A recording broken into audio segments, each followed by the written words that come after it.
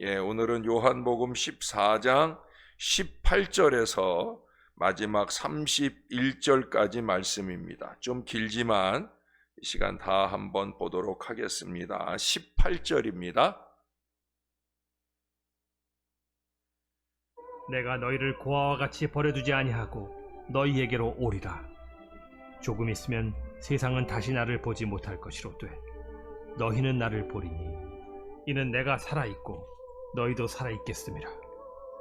그날에는 내가 아버지 안에 너희가 내 안에 내가 너희 안에 있는 것을 너희가 알리라.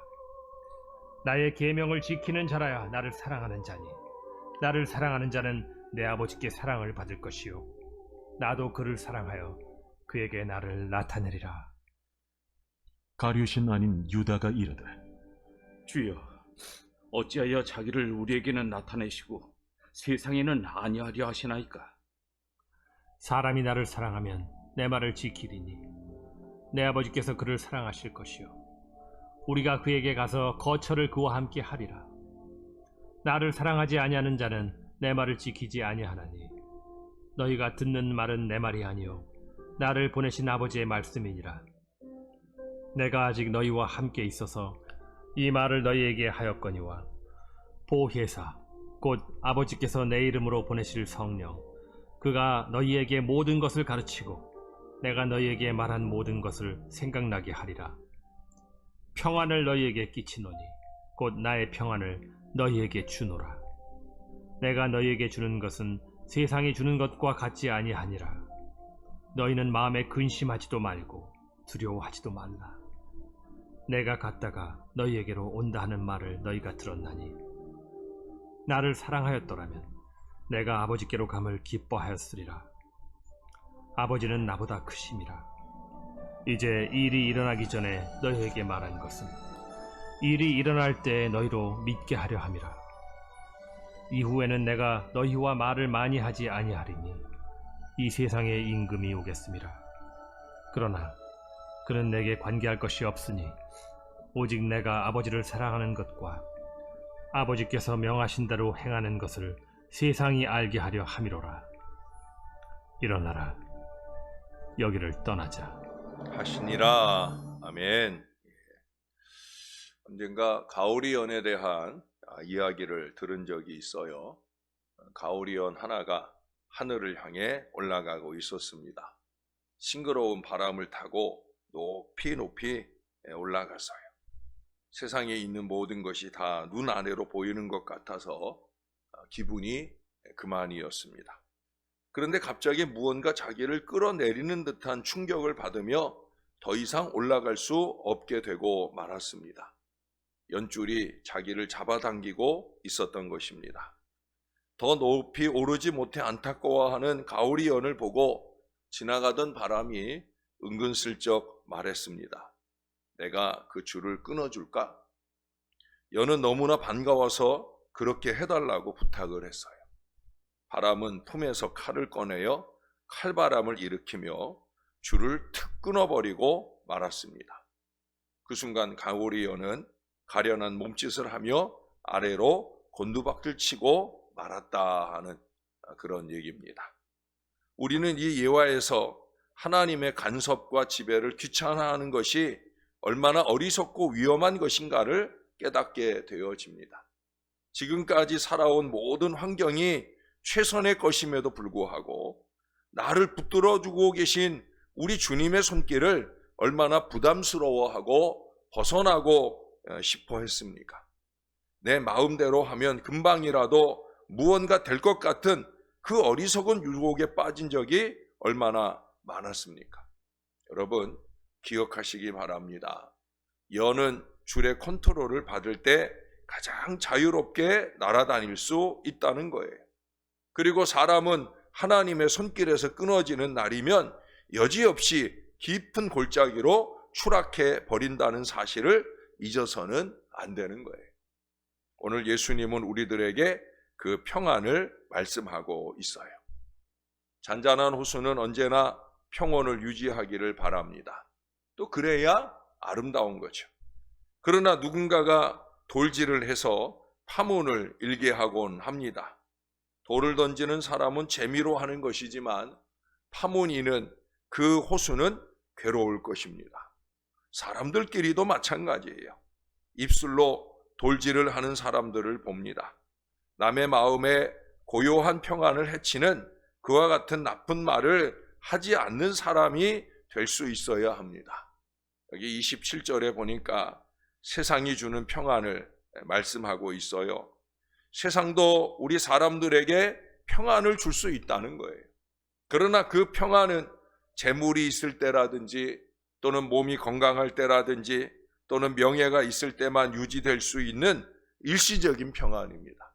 그러므로 재물을 잃었거나 또는 몸이 병이 들었거나 또는 명예가 실추되어질 때 여지없이 그 세상의 평안은 빼앗겨 버리고 마는 거예요. 무너지고 마는 거예요. 세상에서 얻을 수 있는 평안은 일시적인 거예요. 27절에 보면 평안을 너희에게 끼치노니라고 말씀하셨는데 여기 이 끼치노니라고 하는 이 헬라어는 아파에미라고 하는 말이에요. 허락한다라는 그런 의미를 갖고 있어요. 주님께서 우리에게 참 평안을 허락하셨다라는 말씀이에요. 이미 허락되었어요. 우리는 그 평안을 누리기만 하면 되는 거예요.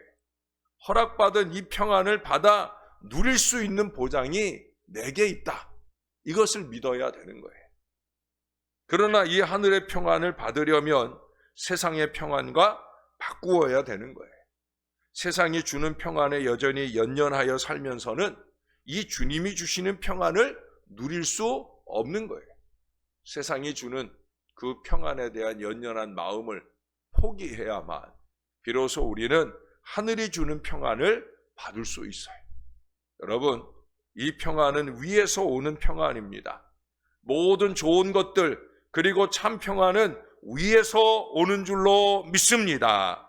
그러므로 주님께서 주신 이 평안은 하나님과의 관계 회복으로부터 임하는 것이고 영혼의 평안인 것입니다. 때문에 이 평안의 축복은 우리 주님만이 주실 수 있으시며 그렇기에 중생한 거듭난 그리스도인만이 받을 수 있는 거예요. 여기 25절에 보세요. 내가 아직 너희와 함께 있어 라고 하시고 그 예수님께서 27절에서 평안을 너희에게 끼치노니 곧 나의 평안을 너희에게 주노라 하셨어요. 이 말씀을 주실 당시에는 예수님께서 친히 제자들과 함께 있어서 누리게 되는 그 평안, 그 든든함이 있었다는 거예요. 그러나 예수님께서 떠나시고 나시면 어제 우리가 16절, 17절에서 확인한 것처럼 보혜사 성령께서 함께 하셔서 누리게 되는 그 평안입니다. 어제도 말씀드린 대로 성령 충만으로 말미암은 든든함, 상황과 환경에 상관없이 우리 주의 백성들만이 누리는 그 평안으로 채우시는 그런 것이에요. 여러분, 옛날에 아브라함이 이스마엘을 얻었을 때 그때 사라가 권해서 여종 하갈을 통해서 이스마엘을 얻게 되잖아요. 그렇게 자식을 얻으면 평안해질 줄 알았는데 평안해졌어요? 아니에요. 근심이 그의 마음과 그의 가정 가운데 임하게 되어집니다. 나중에 이삭을 얻었을 때에야 비로소 진정한 기쁨이 오는 것을 경험하게 되어집니다. 땅의 생각으로, 땅의 방법으로 얻으려고 한 이 평안이라고 하는 것은 평안을 얻는 것이 아니라 사실은 분한과 근심을 얻는 거예요. 오늘 예수님 뭐라고 그러셔요? 27절 하반절에 보시면 너희는 마음에 근심도 하지 말고 두려워하지도 말아라 분명히 말씀하셔요. 근심하는 건 예수 믿는 사람의 일이 아니라는 거예요. 이 말씀은 주님의 평안을 나누어 갖는 사람들이 지켜야 할 의무를 부여함과 동시에 충고하시는 말씀입니다. 주님의 평안을 얻은 자는 상황이나 환경의 변화에 따라 요동하는 자기 속에서 근심하며 두려워하는 이 모든 유혹을 억누르고 진압할 수 있어야 됩니다. 우리가 주님의 평안을 받지 못하고 완전히 소유하지 못하는 것은 전적으로 내 책임이에요. 어떤 책임이에요? 평안을 주시는 주님을 온전히 의지하지 못하는 책임이에요. 무엇보다 이미 성령은 우리 안에 내주에 계시잖아요. 그래서 내가 예수 믿게 된 거거든요. 그러면 내 안에 계신 그 성령이 내 중심에서 나를 좌지우지할 수 있게 해야 된다. 어제도 말씀드렸는데 문제는 그렇게 하지 않는다는 거죠. 자꾸 내 방법대로, 세상의 방법대로 생각하려고 하니까 근심이 여전히 내 안에 머무르게 되는 거예요. 예? 여러분, 나의 중심을 성령께 맡겨드리셔요. 세상에 대한 두려움과 근심은 이 신앙의 결핍에서 오는 거예요. 그러나 우리 하나님께 대한 인간의 두려움, 우리가 경외한다라는 말을 쓰는데, 하나님을 경외하고 하나님을 두려워하는 것은 역설적으로 결코 두려워할 것이 없다는 그 하나님께 대한 신뢰와 확신인 거예요. 하나님을 온전히 경외하는 이 믿음이 필요한 거예요. 결국 근심이 내 안에서 나를 주장하게 하는 것은 내가 그 근심에 대한 두려움이 커요. 그 근심에 대한 두려움보다는 하나님께 대한 두려움을 키우면 그게 믿음인 거고요. 그 믿음이 키워지면 내 안에 있던 근심의 일들이 물러가게 되어지는 거예요. 사랑하는 여러분, 하나님을 온전히 경외하는 이 믿음이 필요합니다. 삶의 모든 두려움과 근심의 상황을 하나님께 맡길 수 있기를 바라요. 참 평안을 누리게 될 것입니다. 여기 근심하지 말라. 예? 여러분 그런 팝인가요? Don't worry, be happy 뭐 이런 말 들어보셨죠? Don't worry가 뭐예요? 근심하지 말라는 거예요. worry, 근심이라는 말이에요. 강아지 이름이 아니고 예? worry는 근심이라는 말이에요. 근심이라는 말, 이 worry라고 하는 말은 원래 의미가 억누르다, 질식시키다, 목을 조이다 이런 의미를 갖고 있어요. 근심은 우리 인간의 목을 꽉 죄어서 기쁨의 삶을 질식시켜서 희생되게 합니다. 노만 빈센트 필 박사는 근심이 생길 때 해결의 가장 좋은 방법을 말해줬어요. 그것은 다름 아니라 예수 그리스도를 내 가까이 있는 친구로 생각하는 것이다 라고 했어요. 왜 그래요? 오늘 예수님 말씀하셨잖아요. 예? 나의 평안을 너희에게 주노라. 그러니 그 주님을 가까이, 예? 임마누엘의 은혜가 근심을 퇴치하는 비결이라고 하는 거예요. 반대로 근심이 늘어난다는 건 뭐예요? 우리에게 그 임마누엘의 믿음이 차츰 없어지고 있다는 겁니다. 그렇기 때문에 근심의 시작은 곧 믿음의 종말이 될 수 있다는 사실을 경각할 수 있어야 됩니다. 제가 자주 말씀드렸는데 기억하고 있나 모르겠어요. 근심 더하기 의심은 뭐라고 그랬어요? 낙심이라고 그랬어요. 그럼 근심 더하기 신심, 믿음은 뭐라고 그랬어요? 안심이라고 그랬어요. 여러분, 근심의 상황이 없을 수는 없어요. 그러나 그 근심의 상황 중에 하늘 하나님을 의심하게 되면 우리는 낙심 가운데 가는 거예요. 근심의 상황 중에라도 하나님을 온전히 믿는 신심을 유지하면 저와 여러분의 마음에 안심이 임하게 될 줄로 믿습니다. 여러분 14장 1절에 뭐라고 그랬습니까? 너희는 마음에 근심하지 말라. 하나님을 믿으니 또 나를 믿으라. 여기 분명히 얘기하잖아요. 근심을 이기는 비결은 다른 데 있지 않다. 하나님을 믿는 데 있다. 우리는 주님을 믿고 의지함으로 얼마든지 이 근심을 몰아내고 평안할 수 있다는 거예요. 여러분, 우리들은 근심과 두려움이 내게서 물러나가는 것을 자꾸 상상하면서 그렇게 되기 위해서 기도하고 노력하는, 노력에 노력을 더하는, 요즘에 제가 자주 쓰는 표현처럼 기도에 기도를 더하는 하나님의 사람들이 되어야 되는 거예요. 그러면 어느 순간에 근심과 두려움을 추방시킬 수 있습니다. 어제도 들었지만 26절 말씀대로 성령이 도우시되 특별히 뭐라고 그랬어요? 가르치고 생각나게 하는 은혜를 더하신다고 그랬어요. 결국 성령 충만의 표시는 순종에 있는 거예요. 순종에. 여러분 그 앞에 21절에도 그랬잖아요.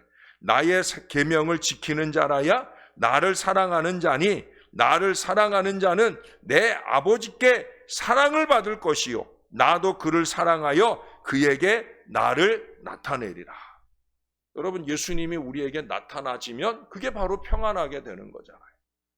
근데 그럴 수 있는 비결이 뭐라고 그랬어요? 예? 하나님의 계명을 지키는 거다. 근데 하나님의 계명은 어떻게 지켜져요? 하나님의 계명이 생각나야. 하나님의 계명은 어떻게 생각나요? 성령이 나를 가르쳐 주실 때, 성령이 나를 주장하시도록 그 성령께 맡겨드려요. 성령께서 깨닫게 하시고 그것이 근심의 순간에 생각나게 하셔서 말씀에 대한 믿음으로 순종하고 나가게 되면 근심은 열길로 물러가고 우리 주심이 주시는 그 평안으로 충만하게 되는 역사가 저와 여러분에게 임하게 될 줄로 믿습니다. 여기 14장부터 16장까지가 예수님의 고별 설교예요. 여러분 처음 시작을 너희는 마음에 근심하지 말라 하나님을 믿으니 또 나를 믿으라 이렇게 시작을 하고 자 16장으로 가볼까요? 16장 마지막 33절은 고별 설교의 마지막을 어떻게 끝내고 계시는가 우리 같이 한번 읽어보겠습니다. 16장 33절 시작. 이것을 너희에게 이르는 것은 너희로 내 안에서 평안을 누리게 하려 함이라. 세상에서는 너희가 환난을 당하나 담대하라. 내가 세상을 이기었노라. 할렐루야. 이 은혜가 저와 여러분 안에 넘치시게 되길 우리 주님의 이름으로 축원합니다. 축원합니다. 기도하겠습니다. 우리 하나님 고맙습니다. 우리 예수님께서 우리의 구주가 되어주셔서 감사합니다. 성령 하나님께서 우리 안에 내주에 계셔서 끊임없이 우리를 주장해 주시려고 애쓰고 계셔서 감사합니다. 오 하나님, 우리 어리석은 인생들이 조금 더 기도하면서 기도에 기도를 더하면서 우리의 심령을 성령께 온전히 맡기고 살게 도와 주시옵소서. 상황과 환경과 사람에 따라서 끊임없는 근심과 어려운 일들이 우리 앞에 다가오지만 그런 순간에라도 우리는 결코 의심하지 말게 도와 주시옵소서. 세상의 방법, 인간의 생각을 끌어들이지 말게 도와 주시옵소서. 오직 주님만 의지하고 그 주님이 도우실 것을 믿으며 온전하게 매달릴 수 있게 도와 주시옵소서. 우리가 주님만 의지하면 모든 근심과 두려움은 열길로 물러가고 우리의 마음에 세상이 줄 수도 없고 세상이 알 수도 없는 온전한 평안이 임하게 될 줄로 믿습니다. 참 좋으신 우리 하나님, 부족한 종이 늘 무릎 꿇어 주님 앞에 매달리고 기도하는 대로 요즘도 날마다 강단을 지키며 믿음의 기도를 이어가는 대로 내 사랑하는 이 주의 백성들 이들의 마음에 평안이 넘치게 도와 주시옵소서. 이 주의 자녀들이 성령의 생각나게 하시는 그 말씀을 깨달아 알 수 있게 도와주시고 열심으로 말씀을 지켜내는 믿음의 삶을 잘 살게 하셔서 내가 말씀을 지키는 게 아니라 말씀이 나를 지켜주시는 그 평안의 은혜 속에 꼭 살 수 있도록 도와주시옵소서. 하나님, 성전기도 153의 역사가 날마다 이어지는 동안에 사랑하는 주의 백성들 모두가 평안하게 하시되 특별히 임직의 이 거룩한 사명 앞에 서게 될 주의 자녀들의 그 마음 가운데 모든 걱정을 물리치고 온전하게 사명의 자리에 설 수 있도록 도와 주시옵소서. 그냥 걱정만 하고 있는 임직자들이 아니라 그 걱정을 기도로 바꾸고 기도 속에 평안을 누리며 나를 부르신 부름에 합당하게 쓰임받을 사명의 사람들이 다 될 수 있도록 은혜를 베풀어 주시옵소서. 우리 하나님께 감사합니다. 예수님의 이름으로 기도합니다. 아멘.